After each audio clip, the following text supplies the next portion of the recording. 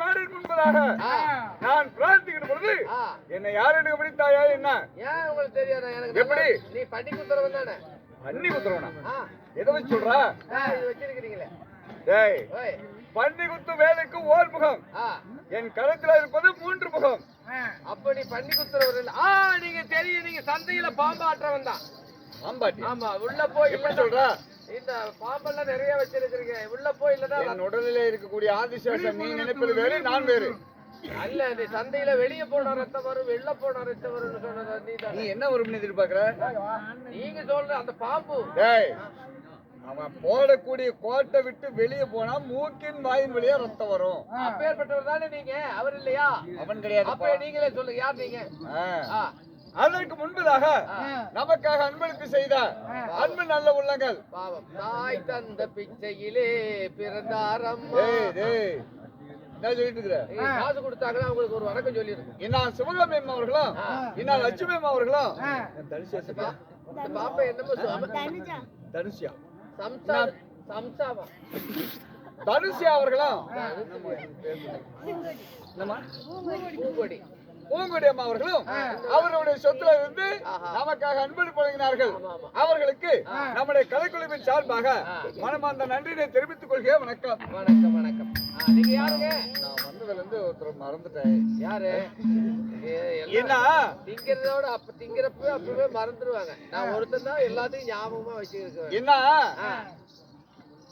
மதிப்புக்கும் மரியாதைக்கும் உரிய நான் கருப்பூர் வெள்ளாளப்பட்டியை சேர்ந்த என் உயிரினு மேலான ஐயா செல்வம் ஐயா அவர்கள் நம்முடைய நாடகத்துக்காக வருகை புரிந்து இந்த தெருக்கூத்து கலை கொஞ்சம் இருங்க, ஜோதிகா வருது.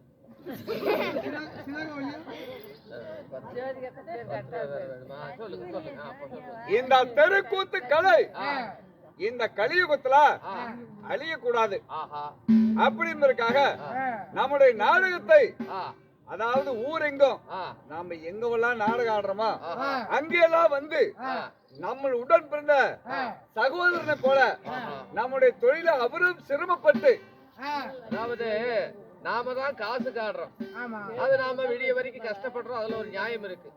அவர் எதுக்காக இப்படி உட்கார்ந்து இருக்கிறார்? இப்படி எதுக்காக விடிய விடிய கையில புடிச்சுக்கிட்டு காமிக்கிறார்? அதாவது திரைப்படம் எடுக்கிறவன் பல கோடி ரூபாய் செலவு பண்ணி படம் எடுக்கிறான். அவனே வந்து ஒரு சீன் வந்து எடுக்கிறது அப்படின்னா இதை யாரா கையில வச்சு எடுக்கிறதுன்னு சொல்லி ட்ரோன் கேமரா, அதுல கேமரா ஃபிட் பண்ணி அந்த ட்ரோன் மூலியமா ஷூட்டிங் எடுக்கிறான். அவன் செய்யும் தொழிலை சிரமமா நினைக்கிறான். அப்படி சிரமப்படாமல் அவர் செய்யக்கூடிய தொழிலை ஒரு குலதெய்வமாக எண்ணி நம்முடைய கலியுகத்துல இந்த தெருக்கூத்து கலை அழியக்கூடாது என்பதற்காக விடுவு பொழுதும் கண் விழித்து அதாவது கைபேசிய தன் களத்தின் மூலியமாக கேமராவாக்கி நம்முடைய நாடகத்தை எல்லாம் உலகமெங்கும் பரப்புகிறார். உண்மையிலேயே இந்த தெருக்கூத்து நம்ம செட்டுன்னு இல்ல, எல்லா செட்டுமே தமிழகத்தில் ஆடக்கூடிய தெருக்கூத்தாடிகள் அனைவருடைய செட்டுமே இப்பொழுது வந்து தெருக்கூத்து ஆடுதுன்னு செல்ல பாக்குறதுக்கு காரணமே ஐயா தான். உங்களுக்கு நாடகம் ஏதாவது நாடகம் பார்க்கணும்னு நினைச்சீங்கன்னா செல்வம் யூடியூப் சேனல் அப்படின்னு சொல்லி போட்டீங்கன்னாக்க இவனுடைய சேனல் வரும். நீ சொல்றது தெளிவா சொல்ல மாட்டேன், நீ கையில பிடிச்சிட்டு இருக்கிறாரு, கையில பிடிச்சிட்டு அவர் என்ன செய்யறாரு? அப்பா இதற்காக வேண்டி நம்முடைய நாடகத்தை உலகமெங்கும் பரப்ப வேண்டும் என்பதற்காக கஷ்டப்பட்டு சிரமப்பட்டு வெடிப்பு பொழுது தன் கைபேசியின் மூலமாக நம்முடைய நாடகத்தை உலகமெங்கும் பரப்புகிறார். எப்படி எடுக்கிறார்? அவர்களுக்கு நம்முடைய கலைக்குழுவின் சார்பாக மனமார்ந்த நன்றியை தெரிவித்துக் கொள்கிறேன். வணக்கம். சாமி இல்ல, உண்மையில அவர் நாம தான் காசுக்காக செய்யறோம், அது நம்ம கஷ்டப்படுறோம், நியாயம். அவரு ஏன் இப்படி விடிய விடிய உட்கார்ந்து படம் எடுக்கணும்? தமிழ்நாடு பூரா அவர் அனுப்பணும். என்ன காரணம்? என்ன காரணம்? எல்லாம் அவருடைய தலையெழுத்து. அவர் வாங்குற சம்பளம் நீ வாங்கினாக்க கூத்துக்கு வர மாட்டேன். சம்பளம் விடுங்க, கலை பித்தரவர். ஏன்னா அந்த கலையெல்லாம் அழியக்கூடாது அப்படின்ட்டு நான் உலகமெங்கும் பரவிக்கணும் அப்படின்னு ஒரு நல்ல எண்ணம் எல்லாத்துக்கும் வருமா? கலைப்பித்தன் என்பதை விட அவர் வாங்கக்கூடிய சம்பளம் எவ்வளவு தெரியுமா உனக்கு? அதையும் ஞாபகம் கேக்குறேன். அப்புறம் அப்ப அவ்வளவு சம்பளம் வாங்குறவரு இந்த தொழில் செய்யறாரு. ஏன் இந்த கலை அழிய கூடாது. அதுதான். அப்பேற்பட்டவருக்கு இன்னொரு வணக்கத்தை சொல்லுங்க. எங்களுடைய சரஸ்வதி நாடக சபாவின் சார்பாக மனமார்ந்த நன்றியை தெரிவித்துக் கொள்கிறோம். வணக்கம். சரிங்க, நீங்க யாருங்க சொல்லுங்க பாருங்க. யார் தெரியுமா?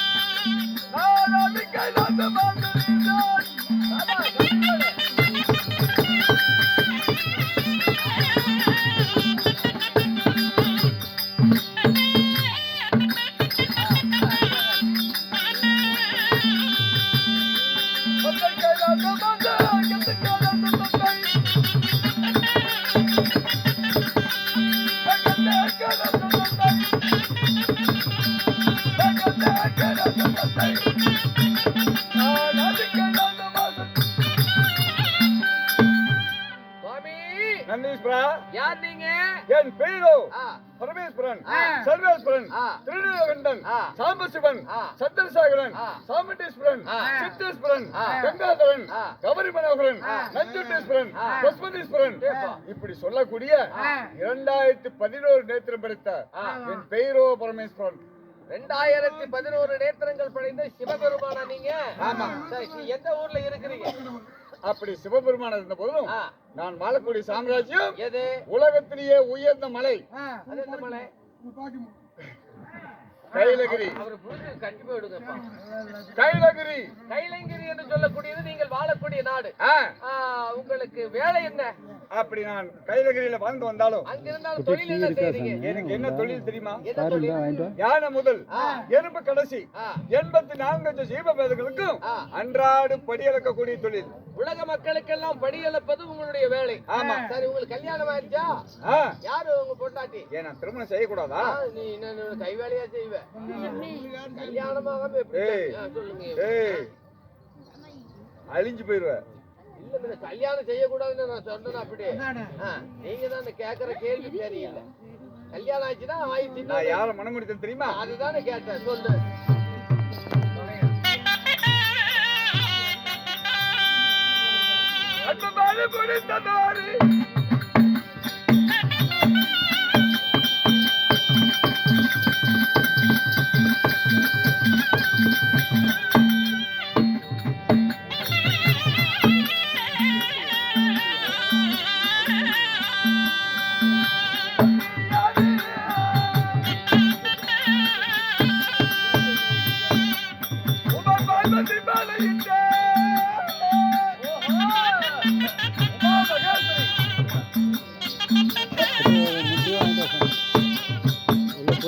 ஒரு 3 வாங்கிட்டோம்.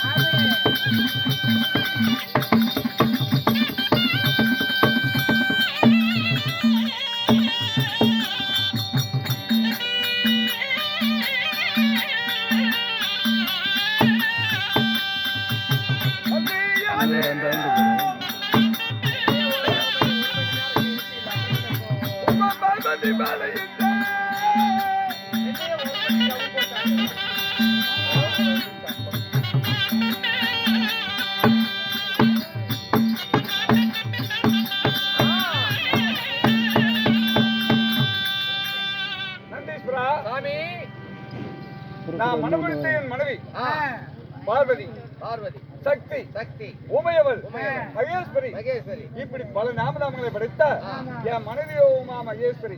உமையவள் மகேஸ்வரி உங்களுடைய மனைவிகளா? சரிங்க. இருந்த போதும் நந்தீஸ்வரா, இன்று நான் உலகாலும் சிவனாக இருக்கிறேன். சிவனாக இருந்தாலும் உலகுக்கெல்லாம் படியெடுக்கக்கூடிய பரமேஸ்வரனா இருந்த போதும் என் மனதிலையும் ஒரு மனக்கவலை. உங்களுக்கு சிவபெருமானுக்கு ஒரு கவலையா? அது என்ன கவலை? அன்பா ஆ,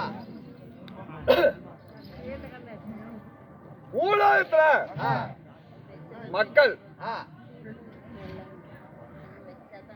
யாராக இருந்தாலும் ஆ, அது இங்க ஒரு ஆடவனுக்கு ஆ, மனைவி தாரம் என்று சொல்லக்கூடிய மனைவி ஆ, இல்லை என்றால் ஆஹா. அவர்களுடைய மனம் எவ்வளவு வேதனை அடையும். வாங்கிக்கோ. அதாவது தாரம் என்று சொல்லக்கூடிய ஒரு பெண் இருந்தாதான் அந்த குடும்பமானது நல்லா இருக்கு. புருஷனுக்கு ஒரு பணிவிடை செய்யறது ஒரு எவ்வளவுதான் சொத்து சுகம் இருந்தோம், ஆஹா, எவ்வளவு வசதி வாய்ப்புகள் இருந்தாலும் தாரம் என்று சொல்லக்கூடிய மனைவி வீட்டுல இல்லைன்னா ஆ, அவ்வளவு சொத்து இருந்தும் பிரயோஜனம் இல்ல, இல்லை என்ன இல்லையா? அவன் மனிதனாக வாழ்ந்தும் பிரயோஜனம் இல்ல. கண்டிப்பாக. ஏன்னா அம்மா இருந்தா பாசம் போயிடும், அப்பா செத்தா படிப்பு போயிடும், பிள்ளைங்க செத்தா இது போய் கொல்லி போயிடும். ஆனா பொண்டாட்டி செத்தா எல்லாமே போயிடும் பணப்பொழி. அதனால இது வந்து பூலோகத்துல கூடிய நரமாடுகளுக்கு மட்டும் இந்த வார்த்தை கிடையாது, உங்களுக்கு தான். இந்த தேவர்களுக்கு தான். எல்லாரும் பொண்டாட்டி கட்டுறது எல்லாத்துக்கும் ஒண்ணுதான். அதனால ஆ, இன்று ஆ, நான் மனக்கவலையோடு இருக்கிறேன். சரிங்க. என்ன காரணம்? என்ன தெரியலையே. என் மனைவியாகப்பட்ட உமா மகேஸ்வரி ஆ, என் இடபாகத்திலிருந்து அந்த பையன் அந்த பையனை பிரிந்து பொண்ணு சென்று விட்டாள். நீங்க இதுவரைக்கும் ஆண் பாதி பெண் பாதியாக உங்க உடல்ல பாதி கொடுத்திருந்தீங்க. ஆமா, ஆனா இப்ப அந்த பாதியே எடுத்துக்கிட்டு அந்த அம்மா போயிருச்சா? போயிருச்சு. உங்ககிட்ட இல்லையா? இல்ல, ஐயோ. என் சக்தியை இடமாக விட்டு பிரிந்த உடனே ஆ, என் உடலில் இருந்த ஆ. வலு சக்தி எல்லாம் குறைந்து விட்டது. அந்த சக்தி உங்களோட இருக்கிற வரைக்கும் தான் உங்களுக்கு சிவனுக்கு சக்தி. அவர் அங்க போன உடனே இப்ப சக்தி எல்லாம் குன்றி போய்விட்டது. பாவம். அதனால ஆ, என் மனைவி மறுபடியும் என்னுடைய இடமாக வந்து சேரணும். அதுக்கு அதற்காக ஆ. நான் இப்ப என்ன செய்யணும்? என்ன செய்யணும்? நான் யோகாவில் அமர்ந்து தியானத்துல இருக்கணும். செய்யுங்க செய்யுங்க. என் மனநிலை சரியில்லை, யோகாவுல உட்கார்ந்து கால ரெண்டு தலைக்கு மேல போட்டு உட்காருங்க. என் மனநிலை சரியில்லை. சரி. அதனால் யோகாவில் அமர்ந்து ஆ, நான் சற்று நேரம் சிந்திக்கணும். அதெல்லாம் போகட்டும். ஆ. பணத்தை பூரா எனக்கு கொடுத்த பணத்தை நீ வாங்கி குத்தி இருக்கிறீ, அவ்வளவு என்ன சமாதானம்? நீதான் படி இழக்கிறவராச்சும், உனக்கு எதுக்கு சாமி ஓ, காசு? அப்படியா? ஆ. சரி வச்சுக்க. அப்பா, காலையில சம்பளம் கொடுக்கும் போது எடுத்துக்கோ. நீ முதல்ல மூடிக்கிட்டு வாங்கிக்கோ. என்ன இப்பேற்பட்ட ஒரு பரதேசியை நான் பார்த்ததில்லை. என்ன 300 ரூபாய்க்கு மேல இருந்துச்சு, இதை கொண்டு போ. ஆ? போதும் உன் புத்தி. யோகாசிரமம் தேவதை வா. நீ சாப்பிடலையா குட்டி? நாயிதா!